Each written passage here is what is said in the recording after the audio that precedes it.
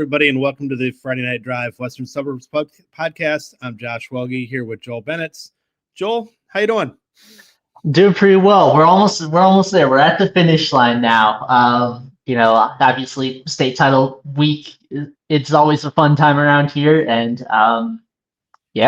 doing pretty well. Excited for that. Last week of the season. Fortunately for us, we have a lot to talk about. Pretty well represented in the Western Suburbs and the state finals this weekend, as well as the semifinals last weekend, which we'll revisit for a little bit before we talk about this weekend's games. A lot of fun stuff last weekend. And Joel, I think I'm gonna start with the game that I was at last Saturday night, Oswego and Lockport, a game that maybe not on people's bingo cards as a semifinal going into the playoffs, but it was a tremendous atmosphere. A packed crowd at Ken Pickrell Stadium. It was, I read that it was the first time they had ever hosted a semifinal game. I had heard that, but it was what I expected, honestly, out of those two teams. It was there's that term rock fight. That was the rockiest of rock fights because not a lot of offense in the game. Lockport got up in the first half, but Oswego basically they rode the same formula to success in that game. Their defense gave them a chance into the second half.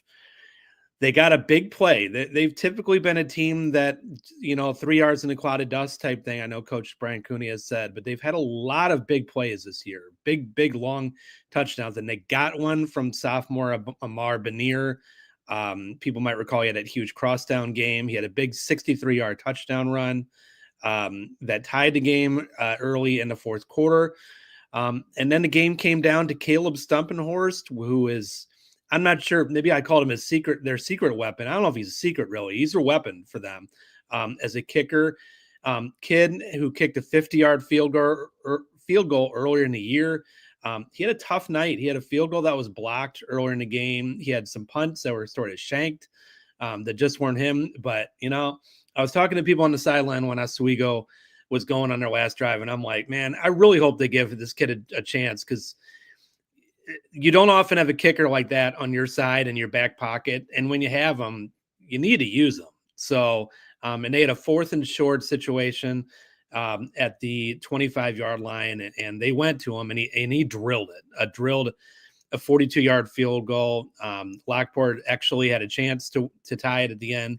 Missed a field goal on the last play of the game, but what an atmosphere. I mean, just the crowd just stormed the field afterwards. Oswego in the state championship game for the first time in 22 years. And it's funny. I mean, I know people have talked about it a lot. I've talked about it. They're probably getting sick of hearing about it. Really, last year's team was a team that I think a lot of people thought was a team that could maybe make a deep run. They went 9-0 during the regular season. They unfortunately lost Brian Cooney's son, Carson Cooney, to an injury late in the year, so he was not available in their loss to York in the playoffs. But I mean, they only returned, I think, 3 starters from last year's team. One of them, Mariano Velasco, has emerged as one of the better players in the state as a two-way player this year, and they have just won. They have had a tremendous year, and people might have doubted them, but here they are. They're in the state championship game. Yeah, and I think Brian Cooney said it best. I mean, we kind of talking with the media yesterday. We kind of mentioned it's like a lot of people expected us to have kind of a rebuilding year this year, especially with losing a lot of starters from last year. But we don't do that around here. We don't rebuild. We just kind of bounce back. And that's exactly what they did. And now they're in the state title game for the first time since 2003. And I actually looked back because I remember, because I was looking at this, or I was following you along with you on Twitter.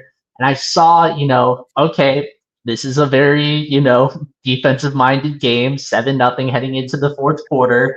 And then I saw that 10-7 final. And funnily enough, that's the exact score that we predicted in the last podcast. We said, I remember saying, I'm like, this is going to be a 10-7 game. And that's exactly what happened. So we know these teams. Yeah, no, I mean, you could tell early on in that game that there was just not going to be a lot of offense scored because, I mean, I think there's 3 and outs the first 4 possessions, and both of those defenses are tremendous. Lockport had a great run as well, but man, Oswego's defense has just been so good in the play. It's been good all year, but it's just been particularly good in the playoffs. They've only given up 1 score in the second half in the playoffs, and that was to Maine South. That was in the last minute of that quarterfinal game. I mean, to hold teams to just 1 score in the second half over 4 games. I mean, that no matter what your offense is doing in their offense, it can be a little bit kind of struggling at times when your defense plays that well, and then you get a few big plays, and then you have a great kicker. I mean, here you are. You're in the state championship game. Mm-hmm. And, it's definitely a big thing for them. And especially having somebody like Amari Benier, who's really come on in the second half of the season, having that big play to kind of rejuvenate the team, especially in the fourth quarter there. I mean, that's always such a big thing to have for that offense. And sometimes that's all you need. And that's exactly what they needed in order to make it to the state final this year. Yeah, no doubt. So great win for them. We'll talk a little bit more about them later in the podcast, but congratulations to them getting here to the championship game. Other game on Saturday that I thought was one of the best games of the day, that honestly we expected to be one of the best games of the day, was that Fenwick Nazareth game, a game that came down to overtime, Fenwick turning away a 2-point conversion. And Fenwick, Joel, I was there for a while for that game. First of all, Jake Thies, I mean, he is really good. He is as good as advertised. He's gone over 200 yards rushing the last 3 games. He was also part of the tackle at the very end. But I also thought impressive for Fenwick is Jamin Williams, their quarterback. This kid does not look very big at all. He's listed as 5'9". He looks even shorter than that out there. But this kid just makes plays. I mean, he threw for 280 yards and I think 3 touchdowns, and he just delivers the ball. And again, I mean, early in the game, I had not seen Fenwick yet. I'm like, is this Jamin Williams? Is this a starter? Is this the kid that I've been reading about a year? But the kid just makes plays for them. They were down during the game. They were down late in the game, and they forced a tie. And Nazareth missed a field goal at the end of regulation. They go to overtime. They get a win. They stop Nazareth's 18-game playoff winning streak, and now they're moving on. Yeah, that was another game that I was constantly looking at just on the sidelines while I was covering my game, and I'm like, oh, this is fun. I saw Nazareth was lining up for the game or for the field goal to potentially win it all, and I'm like, oh, this is good. I'm going to all the other reporters on the sidelines being like, you're not going to believe what's happening. And that was such a fun game to kind of follow along with. Like you mentioned, I mean, Jake Thies has been really good in these playoffs for them. I mean, 140 rushing yards and 104 receiving yards as well. So double 100-yard effort for him, over 240, cumulative yards for him. He's been so big for them this entire playoffs, and especially against a team like Nazareth, who, of course, has been really good in the playoffs over the past couple of years. Could not have a bigger performance for him. So overall, really great effort from Fenwick there to pull that off. Yeah, it was an interesting decision by Nazareth to go for 2. I mean, I kind of felt like maybe they were a slight favorite in the game, and sometimes if the team is slight favorite, I'm like, let's just keep playing, let's just go for 1 and just keep moving. That being said, and I read a quote from Nazareth coach Tim Rackey that he talked to his players, talked to his coaches, they were for it. I mean, I can't fault a coach trusting his players, to go for it. I know Susan mentioned on the podcast with Matt Rodewald that high school kicker, there's no guarantee that they're going to make an extra point either. So again, I was a little bit like, wow, I'm surprised they did that. But again, I can't fault him for doing that. And I think that's a situation that we've seen a couple of times throughout the season where, coaches have decided to go for 2 and just go for the win. It's basically a do or die situation where you trust your players enough to try and make that play. And I mean, you also got to remember, this is for a chance to go back to the state title game. So it's a really big situation. And I've heard from coaches who have decided in the past not to do it. I mean, Wheaton Academy's coach, whenever I talked to him back in week 8, he talked about the state semifinal game where he didn't go for 2 and he fully regretted it. So making that type of risk is always very risky, of course. And if it works out, fantastic. You're in the state title game. If not, you can, go out with your head held high saying, hey, we did everything we could to try and win that game. So, I don't think there's any fault in going for two, especially in that situation, trying to make it to the state title game. But, unfortunately, it didn't go out in their favor. But still a really great game from both teams overall. Yeah, no doubt. A very good game. Obviously, that game was part of a big overarching story. Chicago Catholic League, their continued success, their continued big part in the championship games. They're going to be well representative from Class 4A on up to Class 8A. And one of those teams that we cover, St. Francis, finally broke through. I know they had lost in the semifinals the last 3 years. They finally break through. They get the win over Belvedere North, who had a great year. And Joel, one of the things that stood out for me in that game is we've talked a lot about St. Francis offense this year, and rightfully so. But their defense really stepped up. I think they forced 5 turnovers that game. Tanner Glock, he had 3 touchdown catches. I think he recovered a fumble. Dario Milovijevic, he had an interception and he forced a fumble. So really, I know Coach McMillan, he had talked about on an interview that, his defense gets a little bit kind of maybe not maligned, but a little overlooked at times. But obviously their defense came through big time for them.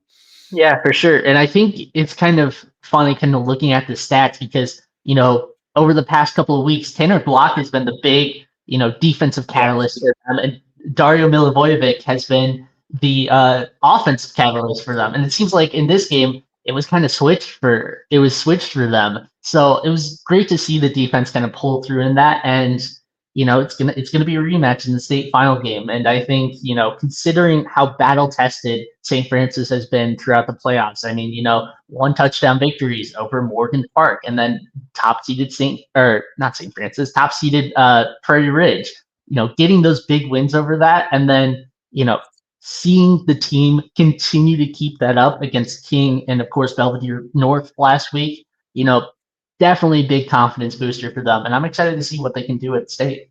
And you mentioned Tanner Glock, too. I know, obviously, Zach Washington going to Michigan State, Dario Milovijevic going to SIU, does have a preferred walk-on offer to that alma mater of yours, Missouri.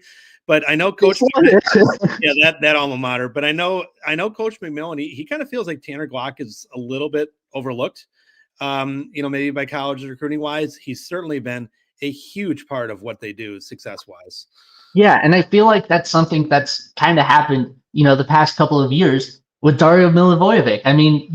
Past couple of years, he's been behind top guys like, of course, Zach Washington, and then Ian Willis, who graduated last year and is now playing at Illinois State. So, there's kind of that thing. That's one of the bad things about having such a stacked wide receiver room like that, is that there's always going to be somebody who's really good, but doesn't get, that type of recognition because you've got 2 really good wide receivers in front of them. We saw that last year with Geneva. Bennett Conkey was behind Finnegan Wepner and Talon Taylor. Of course, Talon Taylor was the big one from that, but both of those guys were 1,000-yard receivers, and Bennett Conkey was not that far behind, but still really good. And it seems like this is the case with Tanner Glock this year, but they've shown that they've had weapons on that wide receiver core all season long. And of course, last week, Tanner Glock got the opportunity to do that. And, it just shows how potent that offense is. And again, the power and the dominance of the CCL, it showed itself with a couple of our Western suburb schools going into Chicago. It did not go very well for them. I guess we'll start the game that you're at, Batavia St. Rita. I think people that weren't at the game are like, I'm not shocked that Batavia lost that game, but man, I did not expect that kind of margin. Tell us about that game and what you saw. Yeah, it was a pretty good game in the first half. It was kind of a back and forth thing. It was just Batavia's defense, or the defensive backs, that kind of got exposed. And, Coach Dennis Piron kind of mentioned it.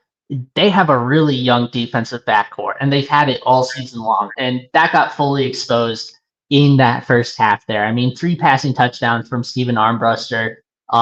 And then, of course, going for some risks that just didn't pay off for them. I mean, they had a 4th and goal on the half-yard line. They could have just, stuck their hand out and it would have been a touchdown. They tried to run a play.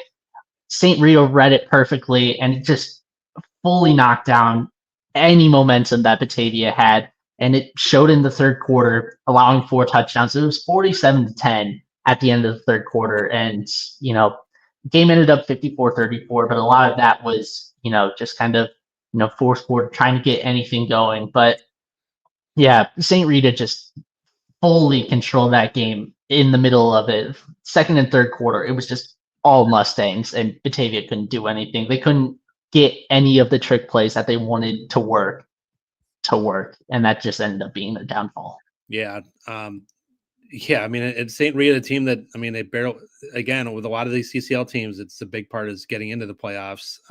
But ever since then, they've just been on a roll and putting up just a ton of points. I know they dropped like 56 points against Hersey the previous week. So tough one for Batavia there. Downers Grove North, I knew that was going to be a tough assignment. Brother Rice has been, I mean, if Mount Carmel is the best team in the state, then probably Brother Rice and East St. Louis are sort of like right in line behind them. I wasn't there, but it just sounded like Brother Rice's defense, which has been advertised as really good, just made things very difficult for Downers Grove North. I know it's actually a close game at halftime. It was a 17-10 game at halftime. I know Downers Grove North's only touchdown came on defense. But then Brother Rice, running the football, huge offensive line, and that defense, I mean, they ended up running away with that one. But, Downers Grove North, not a whole lot to hang their heads about. I mean, they're in the semifinals for the second time in 3 years, quarterfinals, I believe, 3 or 4 years in a row. Great senior class. 6 of those guys were sophomores. 6 of the seniors were sophomores on the 2023 state runner-up. So a great year for them. They just ran into a whale of a football team in Brother Rice. And then finally, before we take a break, talk about this weekend's games. Montini, they actually trailed in that game for probably about 35 seconds or so. That game against Morris, and then Luca Florio returned a kickoff 93 yards. But another huge game for Izzy Abrams, threw for 280 yards and 3 touchdowns and ran for 4th. God, Montini have just been so consistent all year long. Man, I'm really looking forward to seeing that team play this weekend. Yeah, they've just been really good ever since last year after they suffered those back-to-back losses. They've just been pretty much unstoppable the entire way, and they showed just how unstoppable they were last week against a really good Morris team. And, just to see that consistency from them, like every week, to just consistently keep putting up the amount of points that they have. And whenever they don't, the defense just consistently getting stops. It's just been really fun to see over this entire year. Yeah, it's interesting. I mean, there was a few years ago that they missed the playoffs and they're in the CCL, one of the smaller schools in that league. And it's like, man, I mean, are they just going to just kind of get lost in the shuffle a little bit in the CCL? Are they going to get back to where they were before? And they've answered questions. They're definitely back. I mean, they've won like 23 games in a row now or something like that. And they're playing for a state title on Friday night. So it should be fun to watch. Joel, I think we'll take a quick break, hear from our sponsors, come back and talk about this weekend's games. SGKR Injury Attorneys tackles the toughest cases. I'm Matt Rundio. When life throws a flag, we go on offense to protect your rights. Don't get sidelined. Score a touchdown with SGKR. Visit us at sgkr.law. At Oliver's, we are proud to serve our community. We serve up great customer service, quality products, ease of shopping, and we serve up delicious barbecued sandwiches at our fundraiser cookouts. So stop by Oliver's, 748 North Brenton and Dixon, and help fund our local clubs and events. In Illinois and into Iowa, the story of Shaw Media is a story of trust. Since 1851, we've been informing, connecting, and reflecting the communities we serve, large and small, rural and urban, suburban, and river towns alike, with dozens of local newspapers, radio stations, magazines, and specialty brands like Friday Night Drive and Starve Rock Country. We meet people wherever they are. We shine a light on local government, We celebrate Friday night touchdowns. We tell the stories that shape your day, from neighborhood heroes to the Chicago Bears. But what truly sets us apart? It's our people. The award-winning journalists, broadcasters, and storytellers who live here, work here, and care deeply about what matters most to you. We don't just report the news. We're part of the fabric of the places we serve, from the Mississippi to the Illinois, from the Fox all the way to the chain of lakes. Trusted for generations, still earning it every day. Shaw Media, your most trusted local source. Back here on the Friday Night Drive, Western Suburbs podcast. Turn our attention to this weekend's games. Joel, I think we'll make our start at the bottom, not right at the bottom, work our way back up. Start with Class 4A that we kind of left off of. Montini playing Rochester, a program that maybe people around the Western Suburbs don't know a ton about. But if you know football, you know they've had a lot of success. I did a little quick homework before. Coach Derek Leonard, tremendous success there. He's in his 21st season. They've won 9 state championships. That is a really good record as a coach. If you're a state champion in about half the years that you've coached. It's funny, I talked to Montini coach Mike Bukowski a little while ago, and I asked him, I'm like, have you guys ever run into Rochester before? They've never played Rochester before. And he's like, it's funny, you know, it's very seldom that when you run into the circles that Montini and Rochester operate in, that you've never seen each other before, but they've never seen each other. And that makes very interesting because Montini is going for their 8th state title. So a lot of history on both sides, makes for an interesting matchup. Yeah, for sure. And I mean, Rochester has kind of been on a different path than Montini has throughout the playoffs. Montini really hasn't had any trouble, getting past opponents throughout the entire playoffs. Rochester has won back-to-back overtime games in order to make it to the state final. And they've been high-scoring overtime games as well. I believe, of course, their last one was a 43-42 victory over Bree Central, won on a 2-point conversion. The week before, 41-35 victory in overtime over Sacred Heart Griffin. So, kind of a mix between the two, or a kind of a mix between, a team that hasn't really been tested in a while and a team that has been tested so frequently over these past couple of weeks. So I'm really interested to see how it goes. We've made a couple of guesses over Montini games where we thought, oh yeah, this is going to be a really high scoring game. And then it's just a blowout. I think with it being a state title game, there may be a good chance that, it's going to be a very very high scoring game, but I mean, you never know. Yeah, I don't know about the margin in this game. I think there's a possibility of it being close. There's a possibility of it going the other way with a Montini one-sided win. I'm pretty confident there's going to be a lot of points scored in this game because Rochester can really put up the points. Derek Leonard is known as one of the more innovative coaches out there that does some different things. So that could present some things for the Montini defense. But, man, there is just nobody stopping this Montini offense. I did a quick check. Izzy Abrams has thrown for 3,647 yards and 36 touchdowns with just 4 interceptions, and he's rushed for 9 touchdowns. Pretty good year. Maybe just a little bit good. But nobody has stopped them. I know Morris did put up a decent amount of points last week, but Montini's offense just continued to do their things. Again, I'm really looking forward to seeing this Montini team and the way they've played this year, and they have an excellent chance at repeating as state champions. This time would be in Class 4A, of course. Turning attention to Class 5A, Joe, I know a lot of people I think Seuss might think this might be the best game of the weekend. St. Francis playing Providence, a couple CCL teams going head-to-head. Got another one in 7A later in the day. A rematch as well. St. Francis beat them in a really high-scoring game earlier in the year. Providence has been on a roll, though. What do you make of this one? I think this is going to be a really good game. I mean, St. Francis has had some trouble in these types of rematches in the playoffs before. I mean, unless we mention the past 2 semifinals that they've been in against Nazareth, which was a rematch, did not go well for them. But I think this is going to be a really interesting matchup. I fully expect it to be a high-scoring game once again. And, I talked with Coach McMillan earlier today, and I kind of talked to him about, hey, Dario Milivojevic had 4 touchdowns the last time you guys played Providence. Do you expect that to happen again? And he's like, I just have no idea how they're going to cover any of our guys. So, I think this is going to be a really interesting matchup. I'm interested to see how Providence bounces back or kind of responds to that loss from earlier in the year. They've been on a really good roll, especially in the playoffs. They've had a lot of really good players step up for them.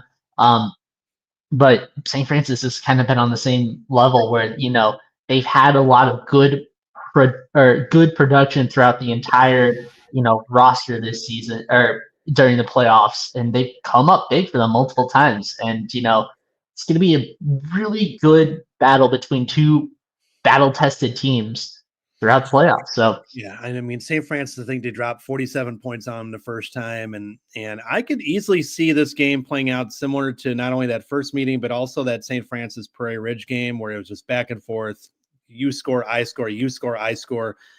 Maybe a turnover's forced. I think St. Francis got a big turnover in that Prairie Ridge game that was able to give them a little separation. So I expect it to be one of those like 42-35 games. I think it's gonna be a lot of fun. The first game on Saturday, and it's funny. I know Coach McMillan at the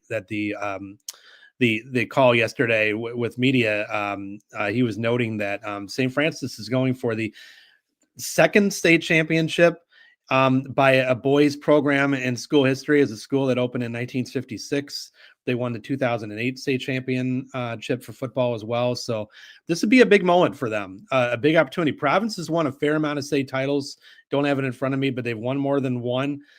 So this is a big moment. I mean, Coach McMillan's done a great job getting this St. Francis program to where they are the last 6 or 7 years. But this would be a big achievement for them. Yeah, and I'm sure it's going to be big for a lot of those seniors who have been on the program for the past 4 years. I mean, Jalen Torres, big 2-way lineman for them. He's been a starter for them during all 4 of those years. And, getting that state title finally would definitely be a big one for them. I mean, wide receiver core Zach Washington and Dario Milivojevic have both been on the team since their sophomore year. Matt Anderson, a big offensive lineman for them, has been on there since sophomore year as well. So there are a lot of guys who have been on this program for a while and have gone through all of that struggle of, falling up just short the past couple of years. So this is definitely going to be a big breakthrough for them if they can win. And funnily enough, I'm pretty sure there's going to be a snowstorm that day as well. So that might also be something big that happens there. What a fun way to have a first snow game to cover. It's going to be for a state title. So should be fun. Yeah, it's interesting that you bring it up. I'd be curious to see if, number one, we get a lot of snow, and number two, how it does affect the games, because I mean, snow, it makes things a little bit more unpredictable. So yeah, we'll see what comes with it. I just want to get to Bloomington Normal and get back in one piece, if you don't mind. Exactly. That's the one big thing for me. Turning up to attention to 6A Fenwick. Getting East St. Louis, which our colleague Steve Susi says is probably the most deceiving 3-loss team ever. Playing a national schedule. I mean, people know they can see, playing just the Bishop Gormans of the world, playing out of state. But once they get back into Illinois, they just roll. So a huge task in front of Fenwick. I will say, I feel like Fenwick's kind of been playing the overlooked type card all year long. They're obviously battle tested. They played Mount Carmel extremely well during the regular season. That was like a 1-score game, which does give me a little pause, like, they might be able to hang. And East St. Louis has been to state a lot, and they've had a lot of success in state, but they've also had some games where things went sideways for them at state. I mean, Cary Grove was able to get them a couple times. I know Fenwick does not play they don't have what Cary Grove does offensively with what they do offensively, but it'll be interesting. I mean, I think if Fenwick hits them in the mouth early and it's a close game for a quarter or two, then you can start to wonder what's going to happen. Hasn't happened for an East St. Louis opponent in the playoffs. They pretty much steamrolled everybody. So I think the first quarter and a half is really going to tell us a lot. I think so too. And there was some mention, or there were some, quotes from a quote from a coach from the Catholic League yesterday, kind of talking about, oh yeah, we kind of come in, I've been an underdog my entire life, which it probably doesn't make it, which, probably doesn't, relate to the team that he coaches. That definitely relates to Fenwick, though, I would say. They were also a 3-loss team heading into the playoffs, kind of overlooked as well, much like, East St. Louis that also came in 3-loss. They didn't have, of course, the nationally ranked schedule like East St. Louis did, but, they were overlooked, and now they're in the state title game. They've proven time and time again, hey, we're a really good team. And, of course, a win over a team like Nazareth definitely is a big confidence booster for that. And, I'm really interested to see how they play against this East St. Louis team. And I think, like you mentioned, I think the first quarter is going to say a lot about, how the game's going to go. And I'm kind of interested to see how it goes. I think there is a chance that this game is a lot closer than a lot of people expect. Yeah, I mean, Fenwick, they beat Nazareth. They played Mount Carmel very close. That Montini game came down to 2-point conversions. So they have been right there with some of the elite teams in the state. Now, how that translates against East St. Louis, I don't know. But there's a possibility, at least, of competition in that game. Class 8A, Oswego against Mount Carmel. I mean, I know one of our fellow colleague from the Beacon News, Rick Armstrong, in his story, he called it a Rocky-like scenario, which I think there might be a little bit to that. With Oswego, people maybe not expecting them to be here. They are now going against Mount Carmel, which, I mean, they've won tons of state. I forget how many they've won, but this could be one of the most talented teams that they've ever had. They've just been rolling everybody. What they did against Lincoln Way East really was kind of eye-opening, what they did in Lincoln Way East, who had a great team as well. But Oswego, I mean, again, they've kind of been playing that everybody doubts this card all year long, and now they're here. You mentioned snow. I'm interested to see if there's snow on the ground, how that affects this type of game, because Mount Carmel is going to be a team that's going to want to get the ball outside. They have so much skill on the outside with their receivers. What if it's snowing? What if it's wet? What if it's cold? I think Oswego wouldn't mind that too much. So that kind of gives me a little bit of pause. Obviously, Mount Carmel's a massive favorite in this game, I will say, though. Mm-hmm. And, kind of talking about the elements, we saw something similar earlier in the playoffs. I mean, in that Carmel St. Charles North game, obviously Carmel, a very big pass-heavy team with a really talented quarterback who couldn't get things going in the air, and that helped St. Charles North a lot to get that win. If this happens, I wouldn't be surprised if something like this happens again, especially with the elements. But you kind of mentioned it, Oswego is a very heavy underdog heading into this game, and especially considering what Mount Carmel has done over the past, how many weeks? A lot. I wouldn't be surprised, or I think this could be interesting, but, Oswego has a tall wall to climb in order to get to get a state title. Yeah. This is a special week for that Oswego program. No, their coach, Brian Cooney, who I talked to, he was a linebacker on the 1992 state champion for Oswego. Came back to that school in 1998 as a volunteer assistant under former coach Carl Hoinkes. And then he was a sophomore coach in 2003 when they went back to state and they won the state championship last year or that year. And a couple of things, I'm writing a story about this, is that I asked him if he has any memories of playing state. He's like, every year at Christmas, I dust off the attic and I bring the helmet on to see if it still fits me from when I played. But I asked him, I'm like, did you ever expect to take your team to state? And he's like, you know what? I have a tradition every year that I watch, and he called it a sad tradition, that every year he watches all 8 state championship games.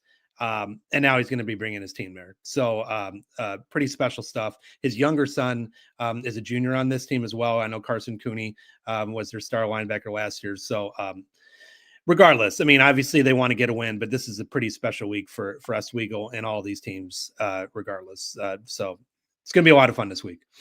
For sure. And I mean, any team that, makes it to state, that survives the field of 256 to be a part of the, I guess, Sweet 16, I guess you could say. That's definitely a big accomplishment for all of the programs across the state to make it to this point. No doubt about it. Should be a lot of fun. We're gonna have a lot of good stuff coming this week. I know Seuss has his prediction or his previews and predictions for all 8 classes that'll be on Friday Night Drive over the next day. I know you're working on a story on St. Francis. I got some stuff on Oswego and Montini covering coming as well, and then we'll have coverage of all 8 of the state championship games this weekend. So until then, I think we're going to get out of here. Joel, I will see you down in Bloomington Normal this weekend. Everybody have a great Thanksgiving, a great week, and a great state championship weekend.